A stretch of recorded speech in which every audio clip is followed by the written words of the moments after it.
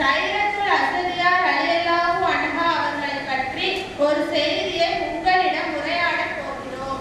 அத்ததின் நபியு ஸல்லல்லாஹு அலைஹி வஸல்லம் ஒரு கருப்பு நிற பெண்மணி நபி ஸல்லல்லாஹு அலைஹி வஸல்லம் அவர்களிடம் வந்தார்கள்.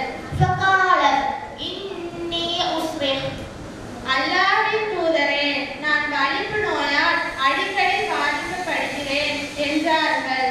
வ இன்னி அதகஷப் அப்போது நான் உடுத்திருக்கும் ஆடை விலகி என் உடல் வெளியே தெரிகிறது என்றார்கள். ஃபதுல்லாஹ லீ எனவே இறைத்தூதர் அவர்களே, எனக்காக அல்லாஹ்விடம் பிரார்த்தனை செய்யுங்கள் என்றார்கள். قال إن شئت صبرت ولك الجنة நீ விரும்பினால் பொறுமையாக இருக்கலாம், இதற்கு பகரமாக உனக்கு சொர்க்கம் கிடைக்கும் என்றார்கள்.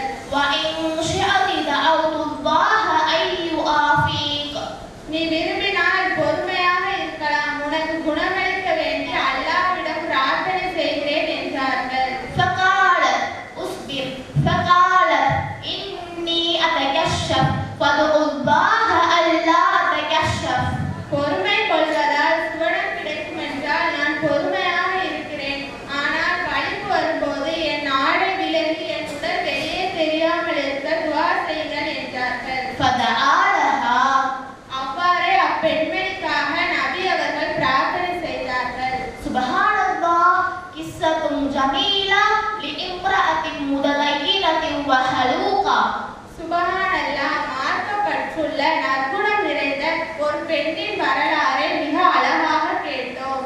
يا عباد الله الصالحين فلنصبر على المهن ولننال أجر الله العظيم அன்பிற்கினிய அல்லாஹ்வின் நல்லடியார்களே, சோதனைகளின் போது பொறுமை கொள்வோம், வல்லோன் அல்லாஹ்வின் மகத்தான நற்குலியை பெறுவோம். நன்றி. السلام عليكم.